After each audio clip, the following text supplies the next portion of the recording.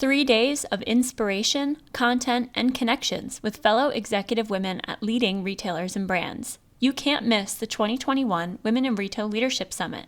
Connect with and learn from inspirational women leaders at this exclusive boutique event from October 11th to the 13th. The safety of our attendees is our number one priority. Go to womeninretailsummit.com for our full event safety plan and to register to attend. We can't wait to see you there.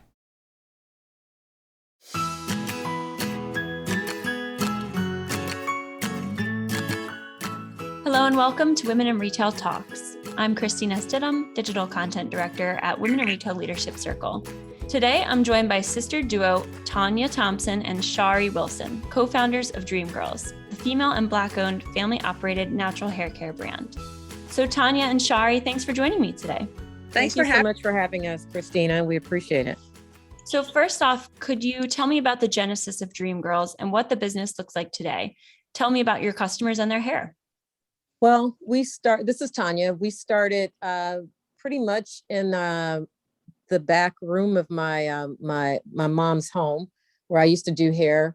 I taught Shari how to do hair because I needed an assistant. So we were doing just a lot of hair through high school, through college. I went off to college and I finished college and went on to something else. And Shari went to college and then decided to pursue actually doing hair. So she went off doing hair. I went off in real estate and also corporate sales. So we kind of went in two different directions. And then she just brought me back in later on after about 10 years of me not being in the business. And then we came up with DreamGirls and kind of went on from there. So I started out doing hair. We opened up 2 salons back in 2006, one out here, one in Elk Grove, out here meaning Los Angeles, Culver City area, and then one in Elk Grove in Sacramento. And then from there in 2000, when did Shari, we started our hair care line just last year when the pandemic started. So from all of everything that came from us doing hair and us growing hair, and we were wanted all over the US for helping people grow their hair, it was only natural for us to come up with the hair line, the product line to help people grow their hair so that everyone could take advantage of it instead of people having to fly out to us all the time or us go to them, which became pretty hectic. So we came up with the hair product line, which was, we've been working on it for years, finally released. It happened to happen right in the middle of the pandemic, actually right when it happened. And we didn't know what was going to happen at that moment. We had planned for some openings that weekend, one weekend in Los Angeles, another one in Elk Grove for another weekend, I think like March 20th or something like that. And this happened, so we had to stop everything. So about a week or two into it, we were just like, we don't know what's going to happen with this pandemic and where it's going. So we just need to do a soft release. So we had already kind of gathered some seed money from launching it for a 3-day period, like a pre-sale, and made about 30,000. So we were ready to launch in that March. And so what happened was we just did a soft opening, which means we just opened up our website and announced it on site. And then we just kind of went from there. So to date, we, as DreamGirls as a whole, we've done about 3.3 million. And with the products so far, for 1 year, for the first year, and for the product so far, it's been about 2.3 million. So we did really, really well. And that was for just the 1 year. We're working on our, second year now? Yeah, we're into the second year. So that was March of last year to March of this year, 2021. Wow, that's amazing. Congratulations. Thank you. And I know that you had started as hairstylists and opened your salons before creating the product lines. So I did want to ask, and it's perfect that you mentioned that, how do your salons come into play? It sounds like a lot of your DreamGirls hair product customers already maybe know about you from your salon hairstyling. How have you found in the last year, now that you have launched DreamGirls, are your customers finding you through the salon still, or are you seeing a lot of people finding you online now? This is Shari. we're having a lot of people find us online now. Social media is really, really big. But prior to us launching our product line, like Tanya said, we was traveling because of our presence on social media. We had a very high demand for us to go to New York. So we went to New York every 3 months and started people on the healthy hair care program, which was putting their hair up in a protective style and using the ingredients, the products that, help grows the hair. And so we did that for a few years prior to us actually launching our product online. So we already had a good amount of people that sought after us on social media, which kind of spread the word.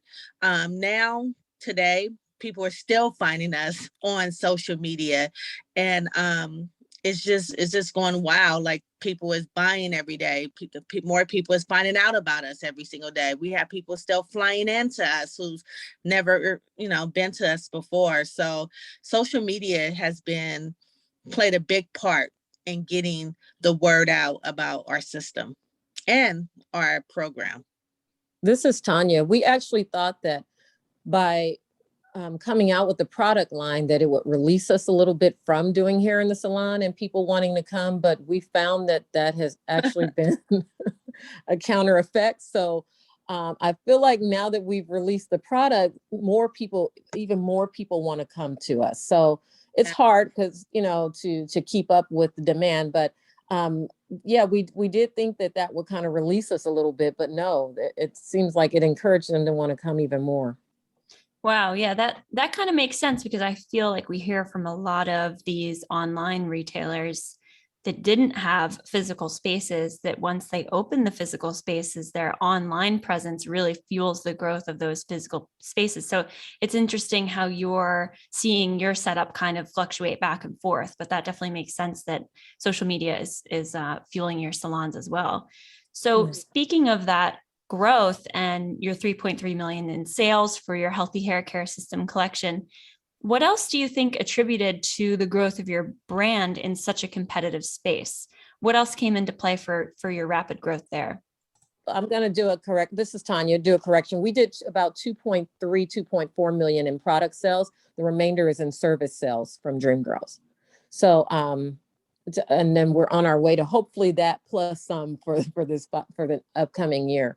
But what we did in the beginning was basically to put everything that we, I come from a corporate sales background so I kind of know, and the fact that we really believe in our product, we just kind of implemented some of the things that we've done before, and so it was a lot of marketing. So we did a lot of marketing in the beginning, and we went ahead with, so that kind of helped spew everything and kind of bring everything to fruition, like us making the 1 million in the first 6 months. So what do you think, Shari? It was more of us putting more sales sponsorships and things like that out there. Well, I did you ask us what makes our products different? Because if that's the question, I believe are the proof, we take pictures of all of our clients, and we recommend for the customers who purchase our product to track their growth. So sometimes when people just selling products, right, they just say it's going to work. But what we do is we want to make sure that you take pictures before, during, and after. And after you look at the results after a period of time, you're looking at your hair and you're like, wow. So I think one of the things that make our products different is that we actually have a product that is proven, that works, and our clients are seeing results. They're seeing their hair start off at ear length and now at the bottom of their, back, touching their tailbone. And I think that's what really set us apart, is that we have something that actually works. And not just that, but we're people can reach us. They could come sit in our chair now. We're not just a creator of a product, but we're actually behind the chair, touching on different types of hair. We're still working in the salon. People are able to call us, chat with us. We're hands-on. This is Tanya. Another thing is that we did decide to put out full and thorough instructions when we put out the product line. So I think that may be a little different than other lines, because we really do go through step by step onto how, because it's our products, but it's also a process also, like making sure they're trimming their ends prior to, and just little things that they may not know, especially with African American hair. It might be it's a little different and growing. And there's a lot of things that we just don't understand because our hair is so curly. And a lot of us just don't understand ourselves. So once you have somebody that has figured it out and we're able to share that with them, then they understand what it really takes to grow their hair out. So many people don't think they can grow their hair because they don't know the process, and they're not using the right products to make it happen. But there is a different type of process that goes along with it. Yeah, I love that you brought that up, because I think you're definitely right. You have a unique product, you're showing customer feedback and a customer journey that people can track. And you're also kind of acting like as an educational platform so that people can learn about how to grow their hair and what's best for their hair type. And I did see some before and after photos on your website that, like you were mentioning, it really is a beautiful transformation. So I want to talk about how hair care impacts self-esteem and confidence for your customers and why that's important to DreamGirls brand. This is Tanya. I get a lot of people that they feel like we've really changed the game when it comes to hair for especially African American women, because like I said before, people don't feel like they can grow their hair. They feel like whatever they've had over, since they were little is what it is, or there's a myth out there that we can only grow our hair, once it stops at a certain point, that's it. Or our hair just doesn't grow. So there are a lot of myths out there that we're breaking. And I think it really does. Your hair, we have women that are here consistently, whether it's every 2 weeks, every month, and their hair is their everything. And it really does build their self-esteem in general, whatever way they like it, whether they wear it natural, whether they wear it flat iron, whatever the case may be. It is a big part of them in life because it makes you feel good. So, Shari, what do you feel about that? I mean, our hair is definitely confidence, especially when our hair looks good. And it's not necessarily the length, but it's really the healthiness of the hair. I think that Tanya and we use our chair as a pulpit. And so not only are we making the women beautiful, but a lot of times we're doing the inside work too. We're talking, we're encouraging, we're ministering to them. So they're walking out with beautiful hair, but they're also walking out with their spirit lifted, them motivated, them walking out feeling like they can take on whatever's out there in the world. So yeah, it's also, hairstylists, period. We're more than just hairstylists. We are their counselor. We are their motivators. We're their pushers. And one thing about DreamGirls Salon, when you come and sit in our chair, you're not just getting your hair done. We're pouring so much more into you. So when you walk out of our salon, not only are you confident with your looks, but you're confident with your self-esteem, with your mindset, knowing that you can go out there and you can handle what you need to handle. This is Tanya. Another thing, one of the other big things that we see, we try to post all different hair textures, because a lot of time in our community, it's one of those things, well, her hair is growing because she's mixed. That's always a big thing. So we try to post a lot of people that have more coarse hair types, so that people, when they are looking at our social media, they see someone that looks like them. We don't always post everyone with hair down their back. We'll post somebody just with a 3-month growth period, or just someone that's seeing their exact type of hair that's growing. So that creates motivation for them to feel like, wow, I can really do this. This is something that I can actually do. Because that's what a lot of people do when they come into the salon. They'll pull up a picture where the hair reminds them of their exact hair and what it's doing. It's not necessarily always the longest. It's just something where it shows progress of hair that looks like theirs. And I would add this too. This is Shari. That's one thing about our system. We're not just someone who looked in the mirror and said, I want to create a product for our hair or my hair type. We're actually hairstylists. So our hands are in so many different types of hair. And our system was created for different types of hair. So it's not just going to work for, the curly, the straight, the kinky. It's going to work for everyone hair that use the system, follow the direction, and take our lead. It works for all grades. That's really powerful. I'm sure I can imagine that a lot of times it's really emotional where you're helping these women and all of your customers really find that confidence and beauty in their natural hair. So I can imagine that it gets really emotional sometimes. Absolutely. We for actually sure. captured it on video plenty of times because we do this reveal, like after they're done with the system or done, not with the system, with the program, we turn them around and we let them see their hair and how long it is. And I'm telling you, we have videos of women just breaking down crying. Yeah. They hair They never cry, been. yeah, they cry when they get in the chair when you were telling them that you can help them. Like we've had a lot of criers, like people really do get emotional about their hair.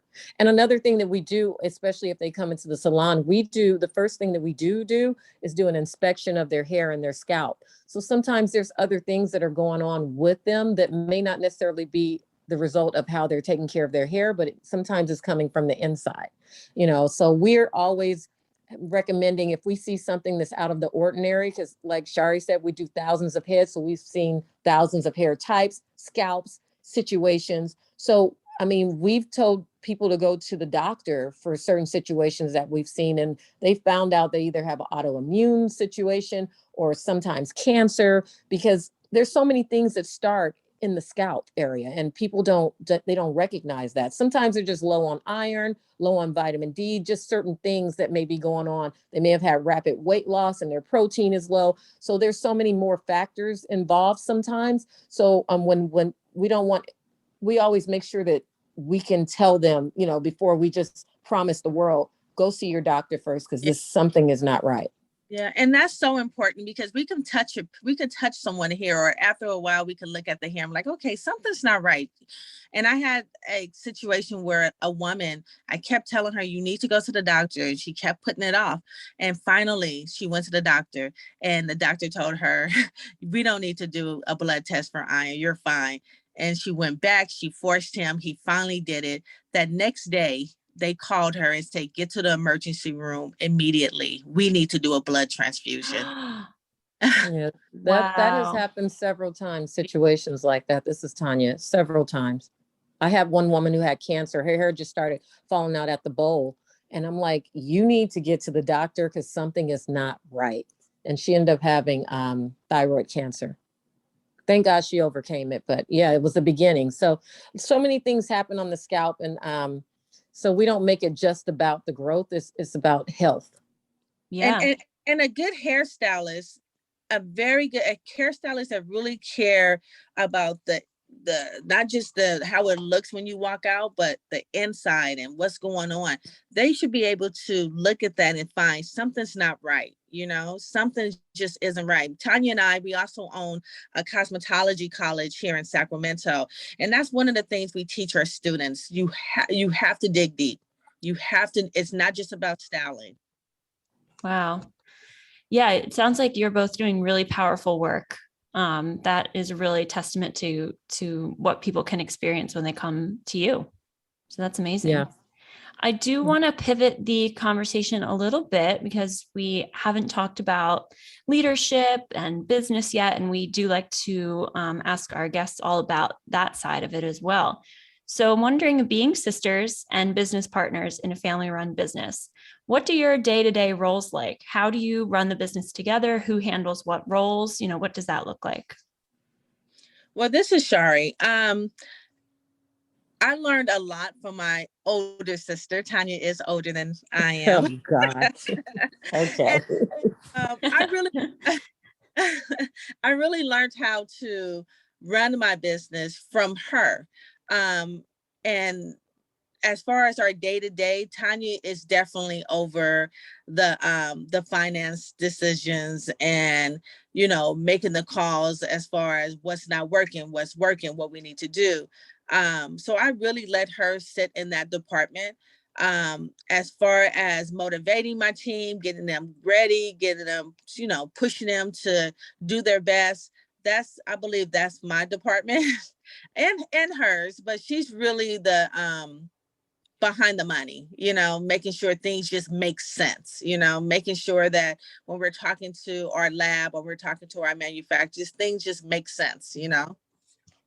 Yeah, and this is Tanya. We also have, I don't know if you knew this, but we have our family involved. So Shari has 4 boys, I have 3 girls, and my twins, who will be 25 next month, they run the social media marketing and a lot of different aspects of the business. And her son, he runs more of the operations.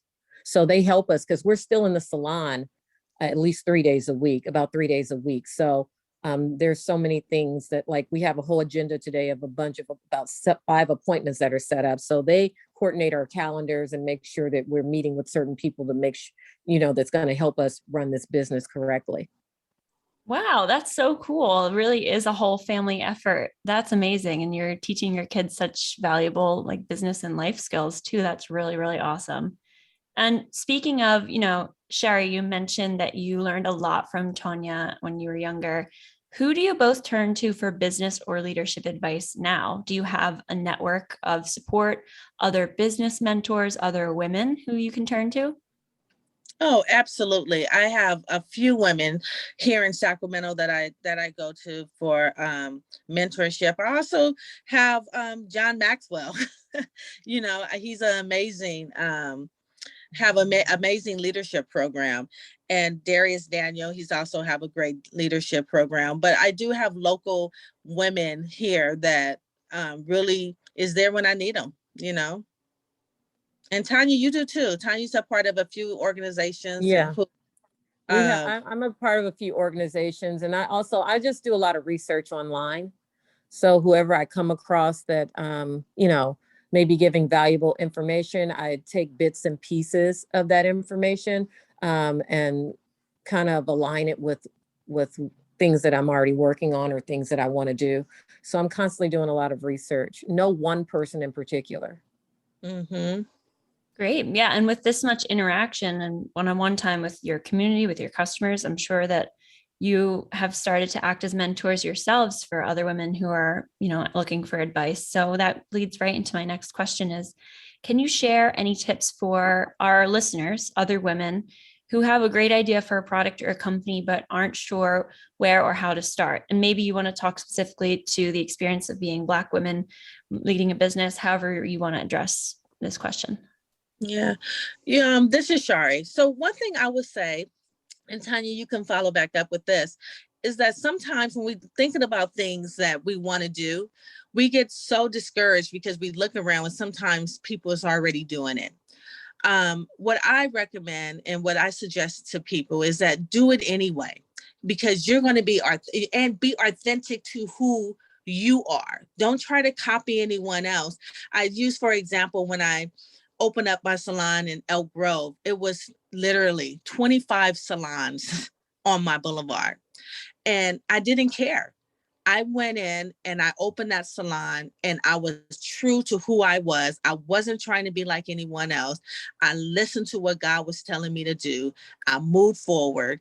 And now, 10 years later, I'm doing exactly what the vision that God gave me back then, I see it living out now. So one thing that I recommend is just be authentic to who you are. Don't try to copy anyone else. It's okay for you to do another business as someone is doing it, but do it your way, the way you want to do it, the way God has told you to do it, and believe in yourself. And in the midst of you getting the vision, in the middle, don't get discouraged. Don't get discouraged, because it's easy to get discouraged. Just keep pushing. This is Tanya, and I totally agree with Shari. And I have to give an example. I had a school elementary that I ran for 17 years, actually 2 that I opened up. And when I first opened up my school, it was one of those things where, why would you do that? There's a school down the street. There's a school over here. The insurance is going to be crazy because you're dealing with children. And in my mind, and like Shari said, it starts with a vision. If my vision is what my vision is, I don't care if someone is next door to me, across the street, down the street. I know that those people that are going to come and patronize my business are going to be there for the things that I'm offering in particular. So you always try to set yourself apart in some type of way. And with the school, mine was accelerated learning. I just had a whole different thought process when it came to it. And we end up opening up 2 schools with almost 200 kids. So that just, and my motto has always been, and I've talked to Shari, any of our team, just do it. Simplify the process. Stop making it so difficult and complicated. I know people are like, well, look, I need to do a business plan and I need to do that first and I need to do this. And Shari and I, we've never started with a business plan. Not that you shouldn't, but we just have to jump in. You jump in, you do it, you make it happen. It should be 1 + 2 = 3. That's as simple as it can start, just with you getting into it. For example, when we sold extension hair, some people may come with a big vision. I want to have a big building. I need about 4 people working for me. It needs to be elaborate on the inside and, this whole thing. So they feel like I need to get this foundation first with that. And then I start doing business. And my motto is literally do business, then create that foundation. So what you're going to do basically is, if you're selling some hair, maybe buy 3 pieces of hair, sell those 3 pieces. And what do? You turn around and buy 6. Sell those 6 pieces, turn around and buy 12. You know what I mean? And then you just kind of go from there. And what happens in the meantime is that, 1, you're making some money to be able to build inventory. 2, you're building a customer base in the meantime. So now, as you're doing this just little by little, you're building everything that you need to actually have a real foundation when you open your business. Because when you open that business, you're going to have expenses. So you want to be able to carry those expenses. So for example, us being on social media and building our social media following allowed for us to be able to already have a base before we even started that actual, the business of the product line. So I just say, do it, simplify it, and do it. Don't procrastinate. That's all great advice. So it sounds like just get started, gradual growth, reinvest in yourself. And then as you're both talking, it really sounds like to me, like the ethos of what you're saying about your business, about what you're doing at DreamGirls, be confident in your uniqueness. It kind of seems to me like, yes, that's kind of what the theme is here, which is really, really cool. Yes, this is Tanya, definitely a mindset. If your mindset is I am it with what I'm doing, that's what other people will feel about you also.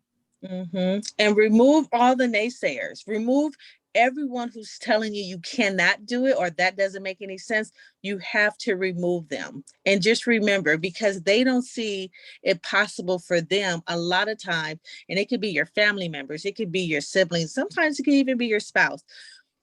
If they don't see it possible for them, they automatically just push that off on you too. So you have to be, and that's what goes back to really knowing who you are, knowing what you stand for, knowing the vision that God has given you, and standing on that, regardless of what other people are saying to you.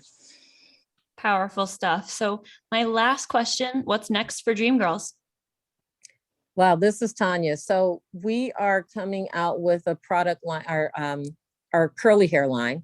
So that's what we're working on now. We hope to have that out before Black Friday hits. So that's the biggest thing that we're working on. And also some schooling opportunities, trying to train other stylists to do exactly what we do, because that's one of the big things. People want to use the product, but they also maybe want to go to someone to help guide them.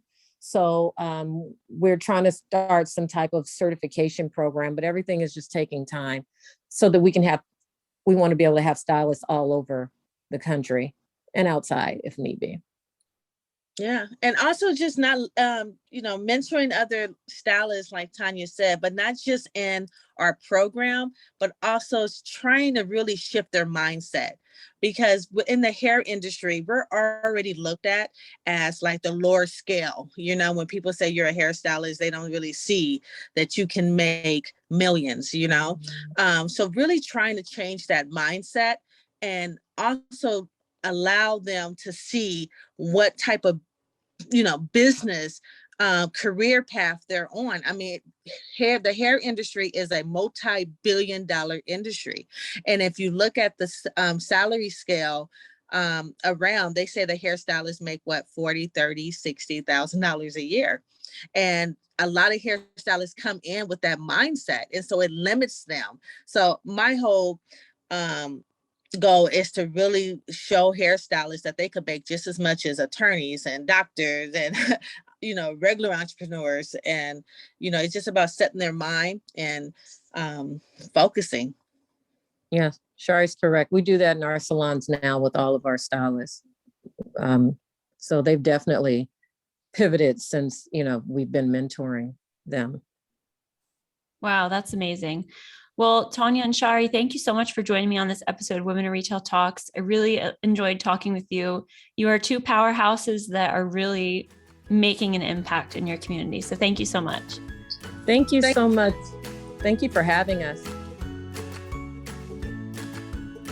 Thanks for listening. For more information on this podcast, please check out our podcast channel page at womeninretail.com/podcast for show notes. Women in Retail Talks is available on Apple Podcasts, Google Podcasts, Stitcher, and Spotify. Make sure to subscribe on our podcast channel page as well. If you've enjoyed this episode, please take a few moments to rate and review. Thanks, and until next time, this has been Women in Retail Talks. Join us for this year's Women in Retail Leadership Summit, being held October 11th to the 13th. Go to womeninretailsummit.com for our full event safety plan and to register to attend. We can't wait to see you there.